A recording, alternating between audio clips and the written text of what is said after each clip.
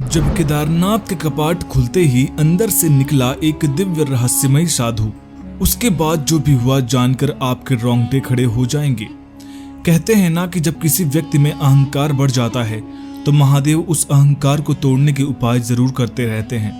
उससे पहले यदि आप महादेव के सच्चे भक्त हैं तो कमेंट बॉक्स में हर हर महादेव लिखकर इस चैनल को सब्सक्राइब जरूर कर लें। आज की घटना है उत्तराखंड में रहने वाले भीकाराम की, जो अपने घर संसार को त्याग कर महादेव की खोज में केदारनाथ जा पहुंचे और तपस्या के जरिए महादेव से मिलने की कामना करने लगे। 20 सालों से महादेव की तपस्या करने के बाद उन्हें ज्ञात हुआ कि महादेव की कृपा उन पर हमेशा बनी हुई है। एक दिन जब केदारनाथ मंदिर के पुजारियों और कर्मचारियों ने मंदिर का कपाट खोला तो सामने भीकाराम बाबा खड़े थे। सभी लोग उन्हें देखकर आश्चर्यचकित रह गए, क्योंकि सभी को पता था कि इनकी तपस्या तो अमरनाथ की गुफाओं में चल रही थी। वहीं बैठकर ये अपनी तमाम कामों को करते और अपनी तपस्या में लीन हो जाते। फिर अचानक यहाँ केदारनाथ मंदिर में कैसे? साधु ने बताया कि उन्हें महादेव का आशीर्वाद मिल गया है, साथ ही अब वे यहाँ पर केदारनाथ में सभी की समस्या सुलझा सकते हैं, देख सकते हैं। अब वे एक दिव्य शक्ति बन चुके हैं और महादेव ने स्वयं उन्हें सबकी मदद करने के लिए भेजा है। पूरे केदारनाथ में ये बात फैल गई कि महादेव स्वयं मनुष्य के रूप में हमारे समक्ष आए हैं। ये बात फैलते ही श्रद्धालुओं की भीड़ लग गई। कोई अपनी कुछ समस्या लेकर आता तो कोई कुछ मांगने चला आता। ये दृश्य देखकर बाबा भीकाराम को बहुत आनंद आया। अचानक से उनकी वैल्यू बढ़ गई और अब वे सबकी समस्या सुलझाने लगे। केदारनाथ में अब छोटी बड़ी सभी समस्याओं का हल किसी को चाहिए होता तो बाबा भीकाराम के पास ही आता। उनके सत्संग और खुद को स्वयं महादेव का रूप मानना लोगों में उनके प्रति आस्था को और मजबूत करता जा रहा था।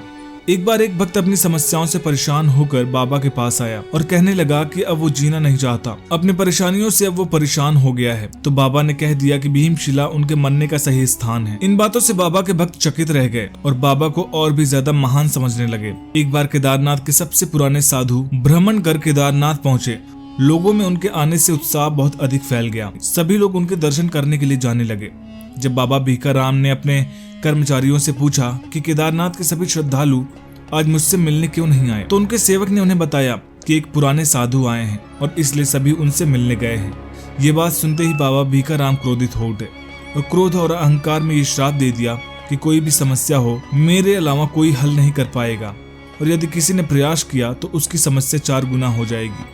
बाबा भीकाराम की इन बातों ने लोगों में डर और बाबा भीकाराम के प्रति उनकी आस्था को खत्म कर दिया। बाबा भीकाराम का ये रूप देखकर सभी डर गए और अब केदारनाथ पर जैसे संकट मंडराने लगे। जब भी कोई श्रद्धालु भगवान से अपनी समस्या का हल मांगता उसकी समस्या 4 गुना बढ़ जाती। अब ये देखकर लोग बाबा केदारनाथ की और वहाँ के साधु संतों से भी मिलना कम करने लगे, उनसे दूर जाने लगे। केदारनाथ के पुजारियों और कर्मचारियों ने बाबा केदारनाथ से विनती की कि केदारनाथ को इस प्रकोप से बचा लें। कई दिन महीने यूं ही बीतने लगे। एक दिन बाबा भीकाराम अपने कक्ष में आराम कर रहे थे। रात के करीबन 2 बजे उन्हें एक आवाज सुनाई दी जो उन्हें उनके नाम से पुकार रही थी। बाबा भीकाराम अत्यंत घबराकर उठ खड़े हुए और उस आवाज का पीछा करते करते बाबा केदारनाथ के मंदिर तक जा पहुंचे। उन्होंने देखा कि आवाज तो यूं ही मंदिर से आ रही थी। वो साधु उस आवाज से इस तरह से खींचे चले गए कि जैसे उनका खुद पे कोई बस ही ना हो। आवाज को सुनते सुनते उन्होंने मंदिर का कपाट खोला और अंदर चले गए। उन साधु ने देखा कि महादेव अपने अवतार में उनके समक्ष खड़े हुए हैं। वही आंखें, जटाएं, सुंदर मुख, गले में नाग देवता, वही आधा चंद्रमा, साक्षात महादेव उनके समक्ष खड़े थे। ये देखते ही बाबा भीकाराम अपने घुटनों के बल बैठ गए और महादेव को प्रणाम करने लगे। महादेव ने बाबा भीकाराम को समझाया अहंकार मनुष्य को खत्म कर देता है और किस प्रकार उस साधु के अहंकार ने श्रद्धालुओं का जीवन दुख में बना दिया है।